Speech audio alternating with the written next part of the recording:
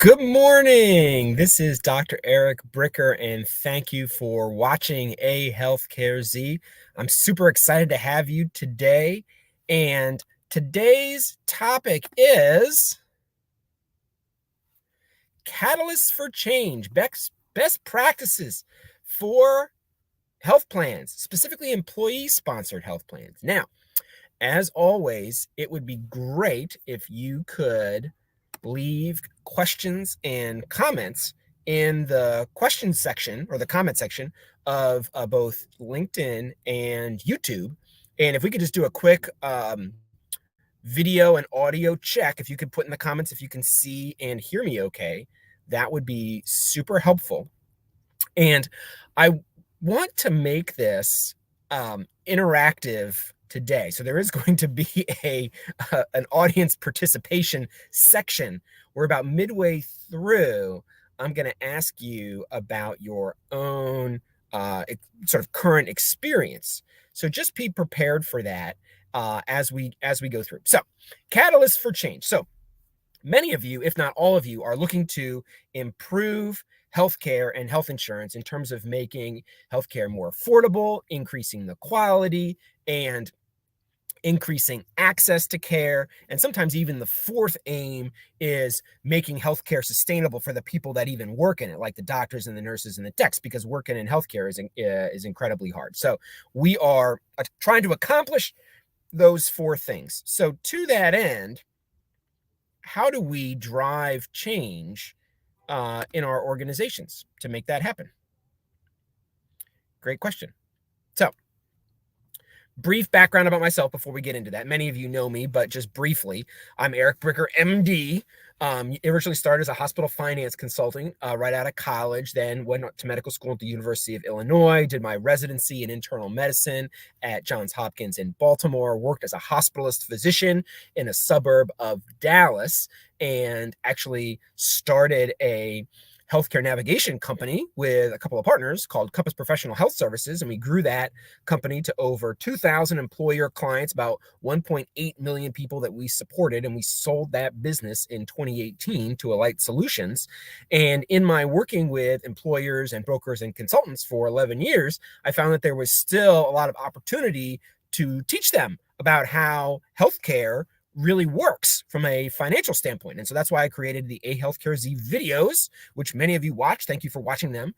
And I am fortunate to now be the medical director for Simple Pay Health as well. And that is an alternative health plan. So to that end, let's get on to the change. And so, and I apologize that the slides were changing a little slow on my end. So I'm going to start us off with an analogy. So change is like fishing, right? So we're essentially catching change, right? So you could think of a changed fish as a caught fish, right? The fish used to be in the lake, and now the fish is in the boat. So the fish has changed. So change is like fishing. How do you successfully fish? One, you have to have attractive bait, whether it be, chicken livers for catfish or worms or minnows, you name it. You got to have attractive bait.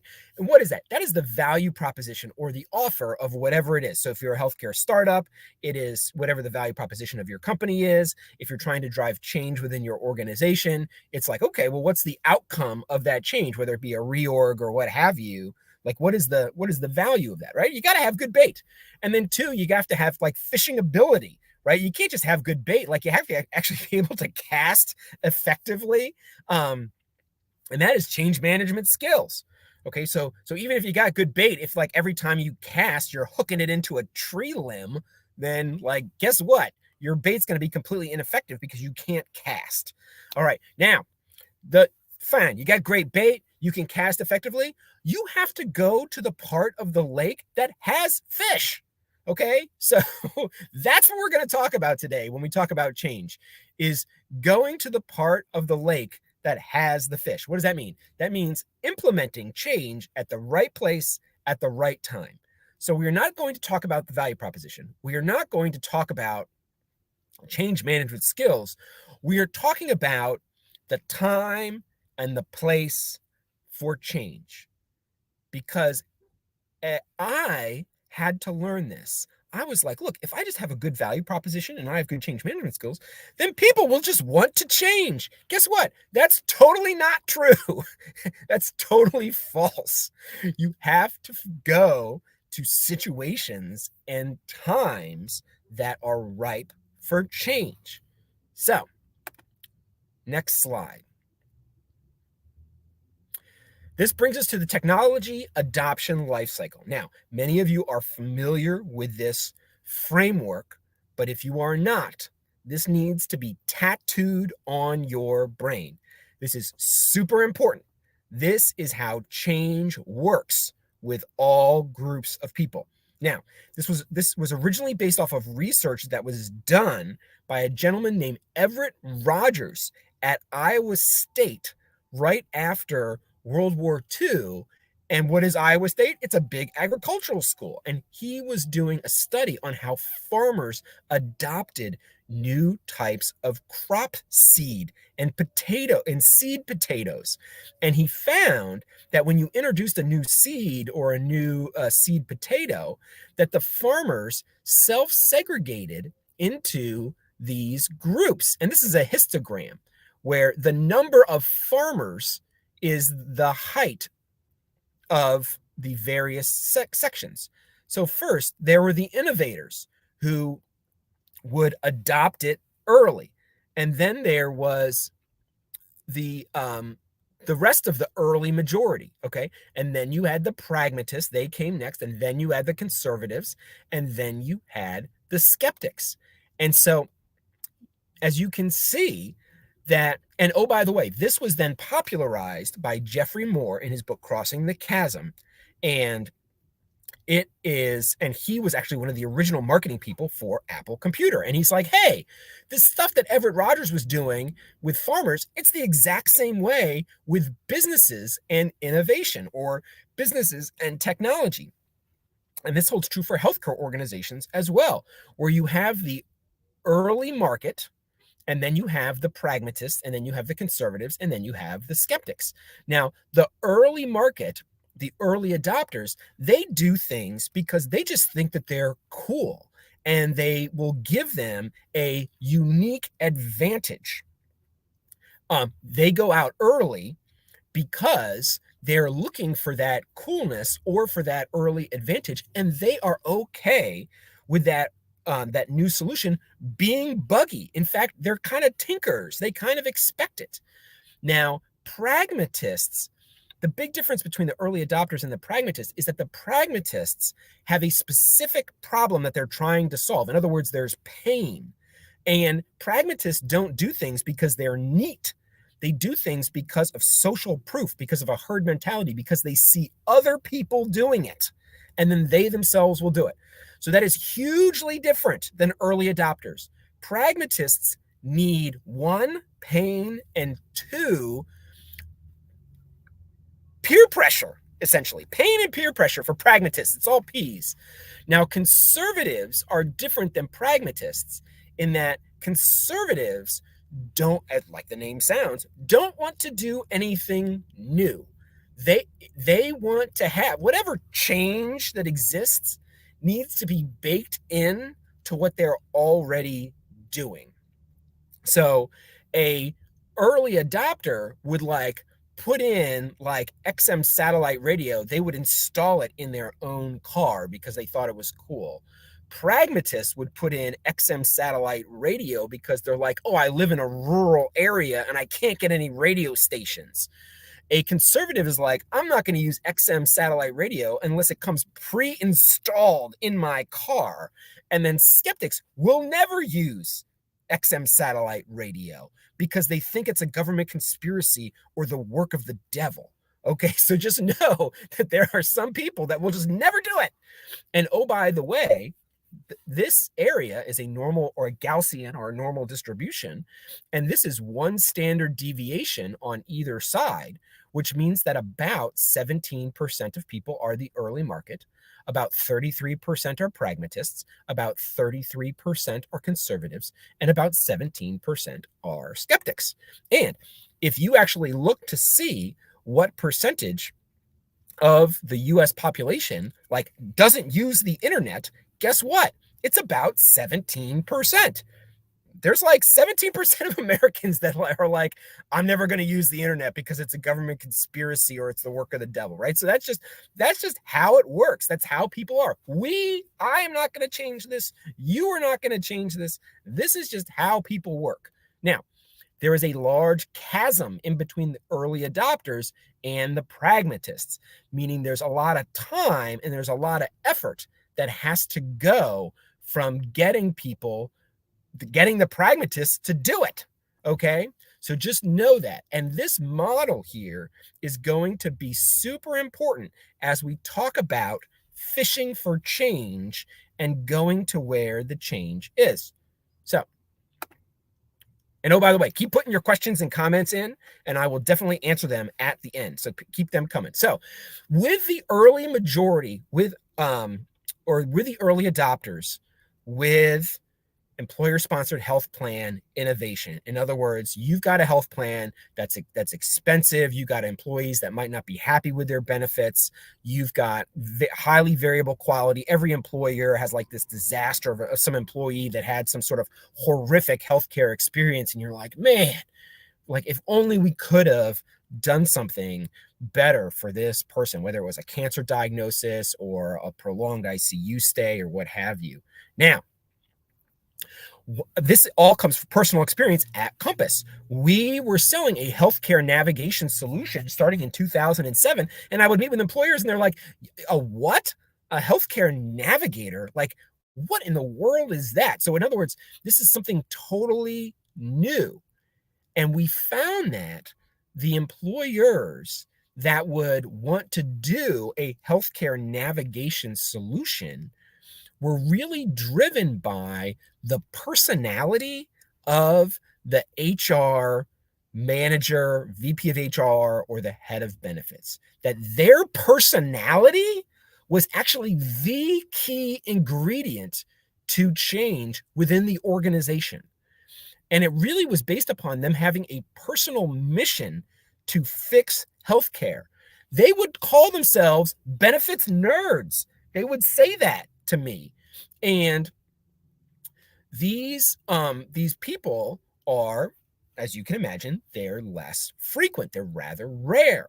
There's no symbol on their LinkedIn account that says, hey, I'm on a personal mission to fix healthcare, or hey, I'm an early adopter. Like that generally doesn't happen.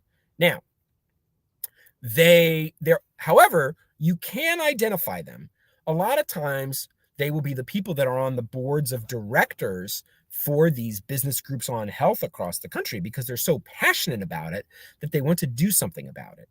Next is that these people tend to have a lot of credibility and influence within their own organizations, meaning that they typically have either been there for a long time and they know and that on this, quote unquote mission to fix healthcare, they know that they have some degree of credibility and latitude within their own organization to actually like hold sway and get budget and make things happen. And typically that only happens if they've been there for a long time. So a lot of these people who are excellent partners or internal advocates for your change within an employer, they've been there for a while. So that means that if you meet with an employer and their head of benefits or their head of HR is like new, then that should be a blinking red light that this is not probably going to be a good situation. That's going to be an early adopter, with an exception. And that exception is I have seen it work where if that head of benefits or that head of HR was a key hire where the employer specifically went out to recruit them. And so these are organizations that typically see HR as strategically important to their business. And these tend to be services businesses. So one particular example was a huge commercial real estate brokerage that we had as a customer. And they had hired a VP of Comp and Benefits, Total Rewards, and she had come from a major Fortune 500 company, and they brought her in, and she had a lot of experience, and she was older, and she had a lot of confidence. So even though she was not long tenured within the organization, she still had a lot of credibility because this organization had gone out of the way to get her. And so they're like, well, if we're going to spend all this time and money getting this really talented person, then we better listen to her. Okay, so you're really looking for those long tenured people, or those people who are sort of, real, hard chargers, who are on a personal mission to fix healthcare. Next slide. I apologize. My slides are going kind of slow. Okay. Now, those early adopters are not only found in HR. There can be a CEO or business owner, or sometimes CFO, personality-driven early adoption. That I have seen that happen. And here is where it has happened. It has typically been in private companies. Why is that? Because at private companies, their CEO or the business owner tends to have a longer term vision for the company and is not as focused on quarterly earnings, because quote unquote addressing healthcare at your organization is a multi-year process. If you're just trying to hit your numbers quarter by quarter to get your stock option bonus, then frankly, you're not really going to focus on healthcare. Like there's a handful of publicly traded companies where the CEOs are quarterly focused and they actually care about their employee health plan, but those are few and far between. Okay, so just know that when they're thinking about hitting their numbers, like they are not thinking about their employee health plan lever to hit their numbers quarter by quarter. How do I know that? Because if it was an effective lever to hit your quarterly numbers, they would do it.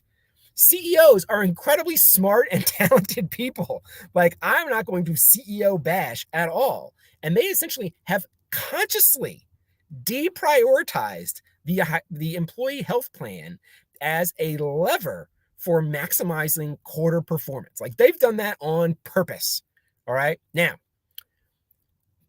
CEOs that have a longer vision than just quarter by quarter for the company are at private companies.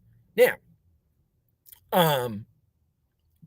the prototypical example of this is John Torrance at Serigraph, who wrote the book, The Company That Solved Healthcare. Now, Serigraph was a private company that made dashboards for cars and trucks. They were a supplier to the big auto manufacturers.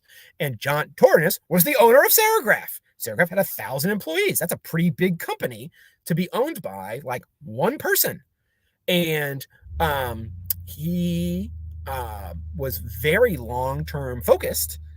And he, over 9 years, invested $15 million to quote unquote fix healthcare within his company. Now, that $15 million of spend across 9 years ended up, and I made another video on this, ended up having like a 13-to-1 ROI, if not even more. Like the amount of enterprise value that he added to his business as a result of that $15 million investment over 9 years was huge. But he had to stick with it. And guess what? John Torrance was a Marine. So being in the Marine Corps is certainly helpful. Okay, next up. Interestingly, newer businesses also are trying to do different things. And I have found that newer businesses are more open to trying to quote unquote fix healthcare within their employee health plan. So this actually tends to be like there are some software companies and technology companies that actually, even though their employees are young and generally healthy and yada, yada, yada, that because it's a newer company and they're just trying to do lots of things differently, they're actually trying to do healthcare differently. And then another category, interestingly, is there are a fair number of foreign-owned businesses in America. And they tend to be like the US subsidiaries or the North American subsidiaries of giant foreign conglomerates. Let me give you some examples. In America, we had Compass clients that were the US subsidiary of Lufthansa, the largest German airline, of Airbus, the very large European airplane maker, and we had a variety of other ones as well. Now, especially in Europe, what do they have? They've got centralized healthcare run by the government. And so they think that US healthcare is so insanely dumb that they actually have very low tolerance for the stupidity of US healthcare vis-a-vis healthcare is run in their own country. And so they're like, and a lot of these companies have management from Europe or Asia, because the Asian car manufacturers do this a lot too. So Toyota and Nissan and Honda that all have manufacturing plants in America. Okay, like their managers come from Japan and Europe. And so they're like, if we're going to send our managers here, like Airbus has gobs of French employees, and they literally, like, the majority of their management was French. And they were like, young families having babies, and the French management within Airbus was like, we do not want to subject our French citizens to the US healthcare system. So we're going to do aggressive things to make it work better for them. So interestingly, and what do all the Japanese auto manufacturers have in America? Every single one of them has free employee clinics at the manufacturing site.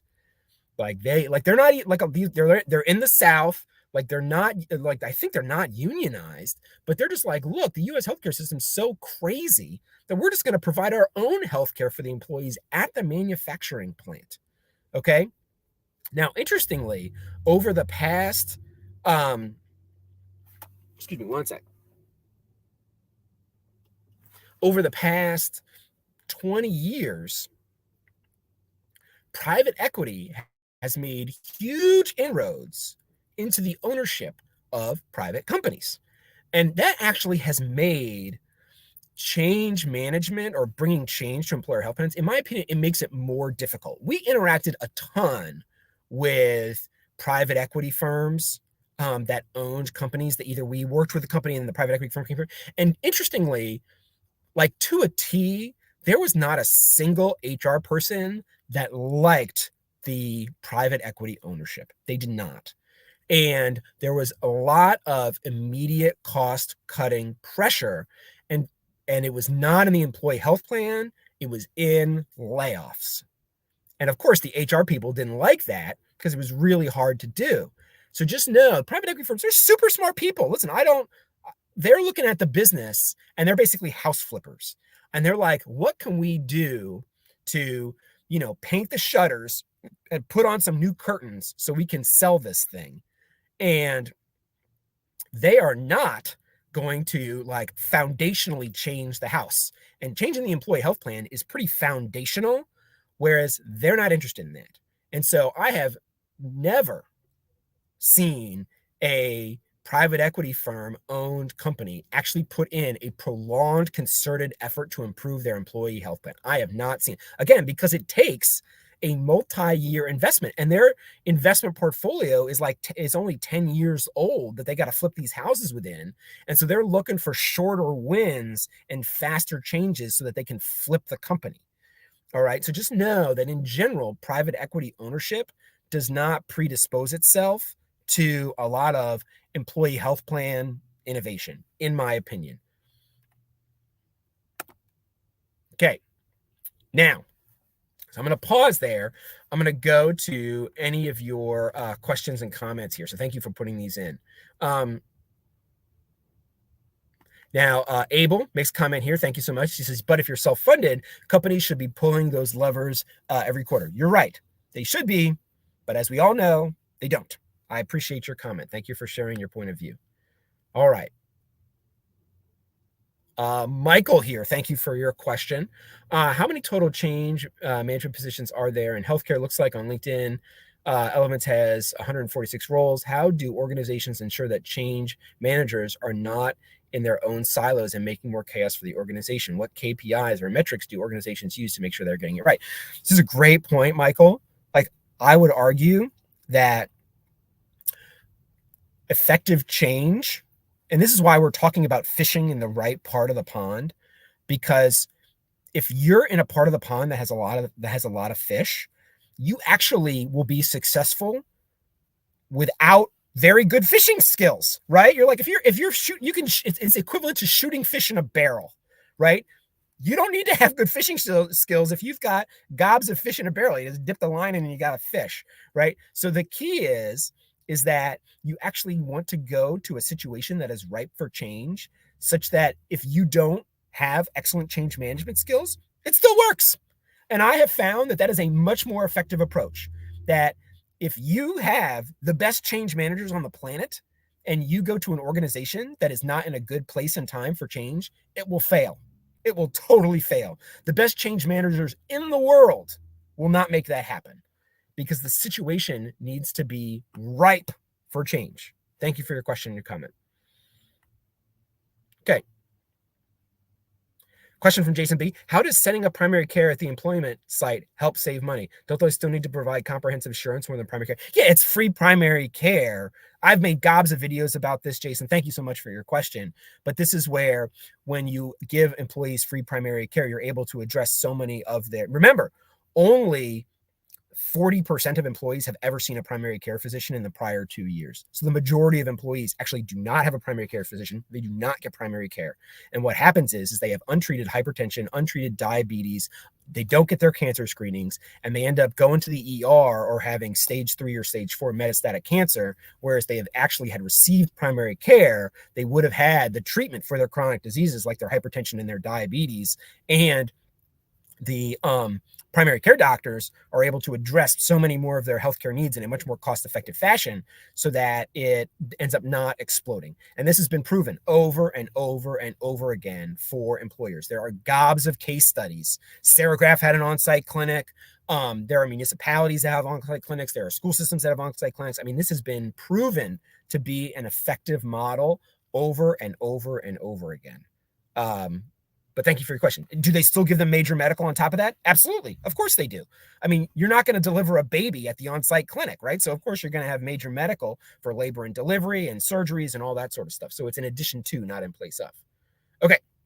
Now, here's the part where I'm going to now ask for audience participation, because the issue of layoffs is super important when it comes to change. And so what I want you to do now is answer this question in the chat, in the comments. Are you hearing about layoffs from employers? And when I say hearing about it, what you read in the news or online doesn't count. Like, are you hearing this when you talk to your neighbors? If you're an employee benefits broker, like, are your customers doing reductions in force? Are they doing RIFs? Do you have colleagues that have customers that are doing layoffs or reductions in force? Do you have friends or family members that have been laid off recently, right? So I'm in Dallas. I work in healthcare and health insurance. I'm going to start with what I see, okay? I don't see layoffs. You see this stuff about Google, Microsoft, Amazon, all these layoffs. And, where you stand depends upon where you sit.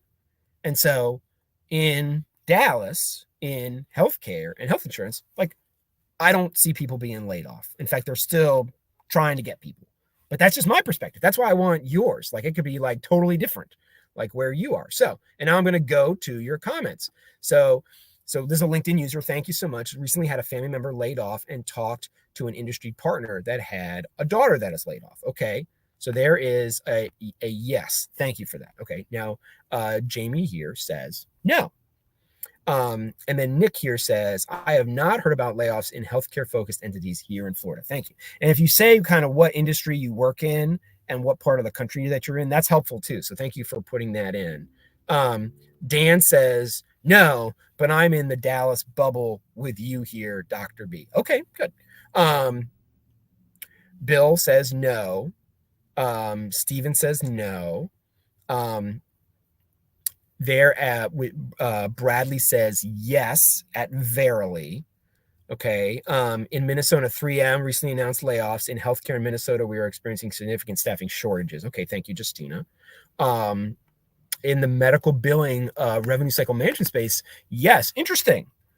Because that's obviously healthcare, health insurance related. I would think that they would be more resistant to recessions. Mike, not in Madison, Wisconsin. Thank you for that. So the geographic diversity and the industry diversity is super helpful. And this is like the word on the street, right? Because you hear about this stuff in the news, but like what's going on like underneath that? Like, are there companies? Because, gobs of people work for large companies where if there's a layoff, it's not going to make the news. So the question is, are these smaller companies that don't make the news, are they laying it off? That's where I need your help to tell me. A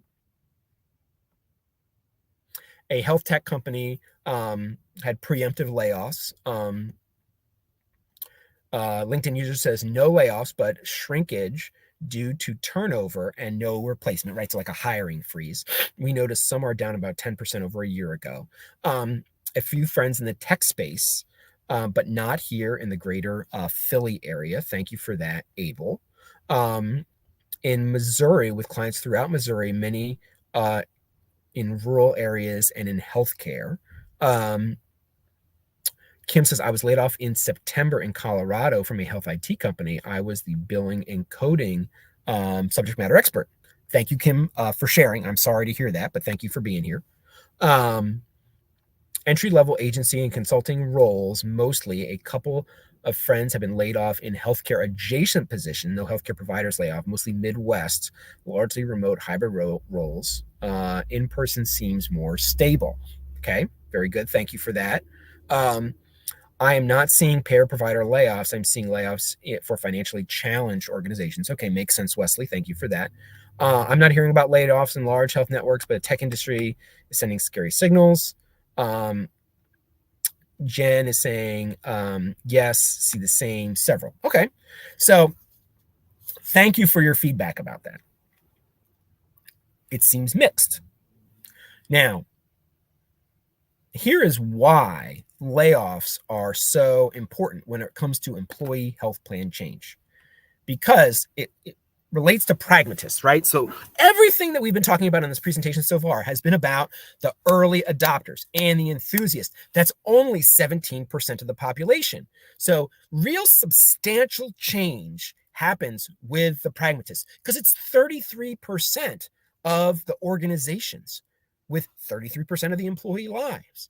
And you can't get to the conservatives. You can't get the conservatives to adopt something until you get the pragmatists to adopt it first. So this issue of pragmatist adoption, super important. And remember, there's that chasm. And what do pragmatists need? One, they need the social proof from the early adopters. If you're going in and you're like trying to get a solution for an employer, you're at a pragmatist because they ask you for references. Early adopters don't even ask you for references. They're like, I don't care. It sounds cool. Like the pragmatists want references. They want to talk to other people. Sometimes they won't even take your call unless they've been hearing chatter from their colleagues around your particular solution or change that you're offering. Now, so fine, they need social proof. It's not enough. It's not enough. Peer pressure alone is not enough. What else do they need? They need pain. And the pain that drives employee health plan change is you go to a healthcare, health insurance conference. What does everything say? Lower cost, lower cost, lower cost, lower cost, lower cost, lower cost, lower cost. It's financial pain. It's typically because revenue and sales are down. Costs might be up because of inflation, and the business either has lower margins or they're losing money. And so we see that type of pain in recessions. So recessions are actually key times for employee health plan change. And I want to go through a handful of recessions and the associated employee health plan changes that came out of it. Okay, so many of you might remember the first Gulf War when Saddam Hussein invaded Kuwait. Now, in 1992, now the price of oil spiked, and we actually had a recession in the early 90s. Now, I remember this. I was in high school at the time, but I remember this because I have an older sister and she was in college and she was graduating from college and she was trying to find a job. She could not get a job. There was no jobs for college graduates. It was super hard. And so, and at the time, the recession was a big deal in America. Okay. And yes, there were HMOs with Kaiser in the 80s, and there were some groups, right? You had the early adopters of the HMO, but HMOs became very mainstream in the 90s to the point where there was a Hollywood movie where one of the characters, the protagonist, talked about HMOs in a disparaging way, and movie theaters would explode with clapping because they all agreed with how horrible the HMO is. So the point is that it took the financial recession of the early 90s in order for HMOs and managed care to be adopted in the larger pragmatist community. You needed that pain, okay? Now, many of you also probably remember the early 2000s dot-com bust, and there was an associated recession there. Now, it was a mild recession, depending upon what industry you're in, also because of the second Gulf War that happened after September 11th, 2001. And so that's where you saw that there was actually the quote unquote innovation that really, took off were all these wellness programs. When we started Compass in 2007, employers didn't want to talk to us because they were like, no, our big innovation is wellness. We're going to have walking challenges, and we're going to get people's cholesterol checked, and we're going to give them incentives for eating vegetables. And I'm sorry, I don't mean to make fun of the wellness industry. So that, but that was there, were some of those programs effective, and, yada, yada, yada. That's a different conversation for another day.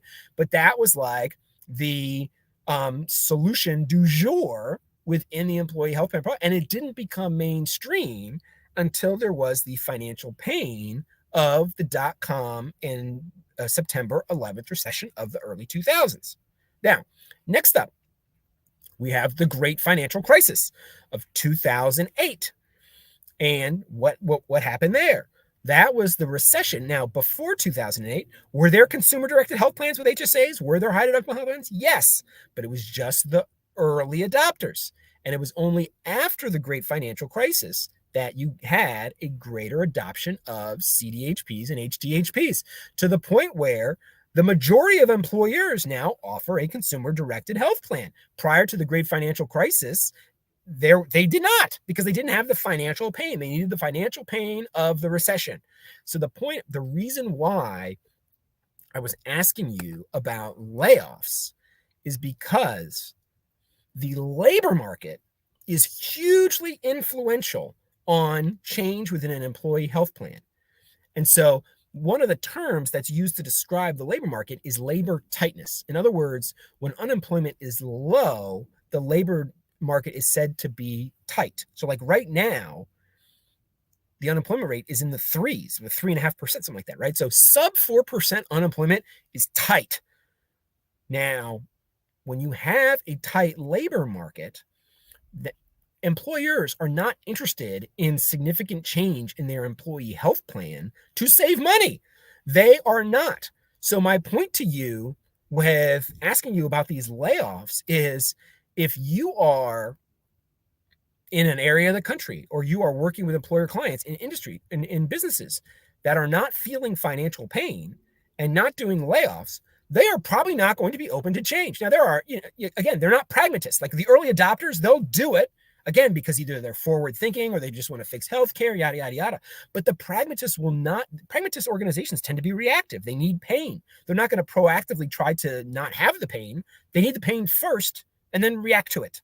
So so just know that if it's not an organization that is experiencing layoffs and financial pain, they're probably not going to change, because the change to the employee health plan by definition is disruptive to the employees. And they are only going to do that if they know that when they disrupt the employees, like, you can't make everybody happy. By definition, if you change things, you're not going to make the employees happy. that if they change things in a tight labor market, the employees will leave. Valuable employees will leave. Like the VP of engineering will leave, or the VP of sales will leave, or your top salesperson or your top software architect will leave. And they can't afford for that to happen. So just know that in a tight labor market, which we're in now, right? So unless you're in a part of the country or in an industry that is having layoffs, like you're probably not going to change their employee health plan. So I would argue what you do is you wait, right? There's a lot of pausing and waiting in healthcare. Okay. It's like a running back going through a hole in the offensive line. Like if the running back just shoots through, he's going to run into the back of the offensive lineman. You have to wait for the offensive lineman to block the defenders and create a hole, and then you run through it. So there's a lot of waiting. Okay. Now, here's another aspect of the waiting.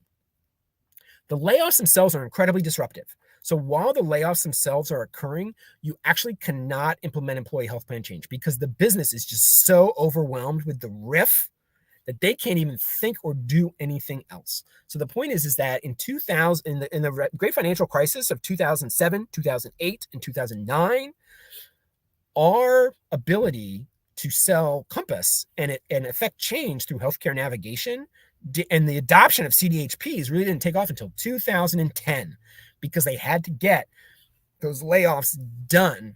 And then they had to take a breath and say, okay, we still need to cut costs, and we're going to look at our health plan now. So just know that you can't do the change while the layoffs are happening. You have to wait until the layoffs are over, and then you can do it. Okay. All right. Because the layoffs say, look, the CEO and the CFO is going to come to HR looking to keep costs down or flat. And you have to wait 6 months to a year until after the layoffs, like I just said. Now, we need to then take our thoughts here about pragmatist and we need to segment it by industry. So this issue of financial pain within an organization, it changes by industry. So what industries are more prone to financial pain? One, cyclical businesses. And you can look up what cyclical businesses are. Cyclical businesses, when the economy is good, their business is good. When the economy is bad, their businesses are bad. What are examples of cyclical business? Retail, manufacturing, transportation, construction should be on there as well, whether it's housing construction or commercial construction. So at Compass, we had gobs of retail, manufacturing, and transportation customers. We had gobs of them. I was shocked. I mean, I'm a doctor. I don't understand these things. And guess where a lot of manufacturing jobs are? They're in the Midwest and the South. The Midwest and the South are fantastic places for implementing employee healthcare change because of all the manufacturing. And there's gobs of transportation and retail businesses in the Midwest and South as well. Okay, now, there are cost issues at companies that just have high healthcare costs. Now, interestingly, these companies tend to not be cyclical and actually tend to be very stable because they're government jobs. So government, specifically municipal, so like city and county level governments have a huge healthcare cost problem. And then school systems and universities have a huge healthcare cost problem because they give their employees very rich benefits. They tend to have older employees, and so their healthcare costs are high. So we actually had a lot of universities and junior colleges. One of our favorite community colleges was the Maricopa County Community College. It was huge. What's Maricopa County? It's Phoenix, okay? And Phoenix has very high healthcare costs. And the Maricopa County Community College had a huge healthcare cost problem. So they hired Compass. So just know that those are also good industries. Okay. Companies that have low margins also are more prone to having financial stress within their organization such that they need to do something about their healthcare costs. Okay. John Tornes at Serigraph was notorious for that. So he's like, look, our business of making dashboards is a low margin business because Ford and GM and Chrysler, we only have 3 customers and they browbeat us for very tight margins. So just know that that's a perfect example of why he addressed his healthcare costs because he was in a low margin business. What are other low margin businesses? Airlines are low margin businesses. We had Southwest Airlines as a customer, and United and American airlines actually do pretty innovative stuff with their employee health plan. And anybody who's been on a plane knows that the flight attendants and the pilots are old, right? So they got old employees and they got low margins, which means they got to do something about their health plan. Grocery stores, notorious for only having like 3% margins. Grocery store margins are very thin. Big box retail, super thin margins. Walmart is the prototypical. Why in the world does Walmart care about employee health care so much? Because they're the largest grocery store in America and they're big box retail. Like their whole deal is they have to keep their costs low because they need to come in at the lowest price because that's what they're known for. So of course Walmart cares about healthcare. Like they're in a business that is structurally organized to have to care about employee healthcare. The director of the Healthcare Purchasers of Maine, Peter, used to be the head of benefits for the Hannaford grocery store chain. And Peter is one of the most innovative guys in healthcare in America. And he did tons of super innovative stuff at Hannaford Grocery because grocery stores have super tight margins. They got to do something about their healthcare costs. Otherwise, like their business won't function. So what are the takeaways here? I'm going to give you the takeaways and then I'm going to go to more of your questions and comments. So thank you for putting those in. If you want to effect change within an employee health plan, you have to find situations that are ripe for change. 2, you need to expect a low batting average. Even if you find all of the organizations that I just described as being sort of your ideal client profile, like you need to still expect a low batting average. So like you're going to go in and you're going to have lots of failure, and that is okay. Like that's to be expected. Okay. So you have to have that expectation. Okay. 3, the way that you succeed when you have a low batting average is you need to have lots of leads. And in order to have lots of leads, you need to do lots of prospecting. The way you solve the employee health plan change problem is through prospecting. And what does that mean? You need to have a structured, repeatable, scalable lead generation mechanism within your organization.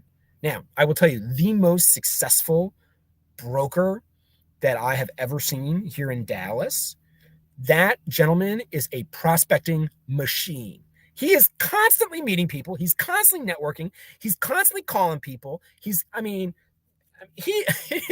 unreal. And he's so good at it. Does he have a pretty good value proposition? Sure. Does he have pretty good change management skills? Sure. But they're not amazing.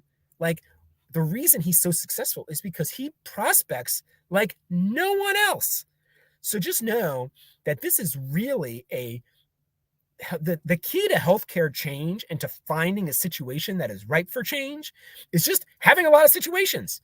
One of my favorite quotes, I think I've said it to you before, is from the Nobel laureate Linus Pauling. He won 2 Nobel Prizes, one in chemistry and one in chemistry. Excuse me. Linus Pauling won Nobel Prizes in chemistry and for peace. Now, he said the best way to have a good idea is to have a lot of ideas. The best way to have a good prospect is to have a lot of prospects and just expect a low batting average. This is a solvable problem, okay? You can't force a square peg into a round hole. If the organization is not ready for change, you will not change it. And what do? The most important word is next. You move on, okay? So what does that mean? That means that, look, if you got a book of business and you're a broker consultant, you might have some organizations that just aren't ready. And so you just have to wait and not get frustrated about it and just be like, look, you're not ready for change, et cetera, like that's okay. And maybe a new CEO comes in or a new VP of HR comes in or a new economic situation comes in, et cetera, et cetera. And then you take advantage of that. You never let a crisis go to waste, right? And then you take advantage of that to drive change within the organization. So with that, let me go to more of your questions and comments here as we come towards the end. Here's a comment from Kim. Thank you. My observation is that I made at several conferences that I attended last year was oversaturation of companies trying to get into the value-based care model and being somewhat redundant in their offerings. This was the type of company that has also laid me off, which makes sense. Okay, Kim, again, I'm sorry that happened, but thank you for sharing your experience. Nina says, no layoffs in California for nursing. University are reaching out to recruit for new nursing programs. However, I'm curious to know, what is your forecast for 2023? I don't know in terms of hiring and labor. I'm not, that's not my area of expertise, but thank you for asking.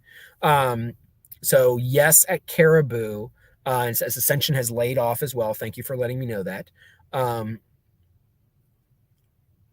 At the risk of sounding like a virtue signaling dweeb. No, of course you're not a dweeb.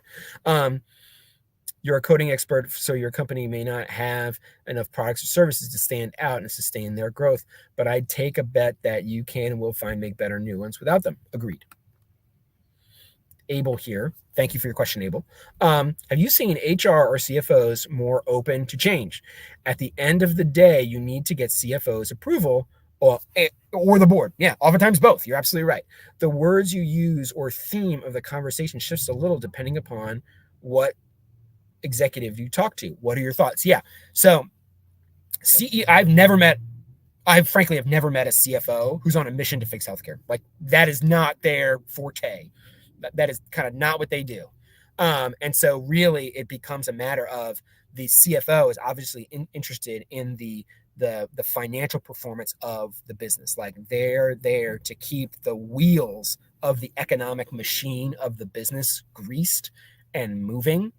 And so the CFO doesn't necessarily care about the people as much. Now, CFOs, I'm going to get angry letters, et cetera, but the CEO has to balance the need to attract and retain talent, because he or she knows if they don't have people, they don't have a business. And so he can't have everybody going for the exits just to please the CFO in their give them every employee a $10,000 deductible, right? I mean, that's just not tenable. So I would say with the brokers and consultants that I speak with and with the employers that I speak with, like, they're not open for change, right? I would argue it's too early. Are we going to go into a financial downturn? Well, we've already seen layoffs, like we've said, whether it's been the news or in this conversation here, right?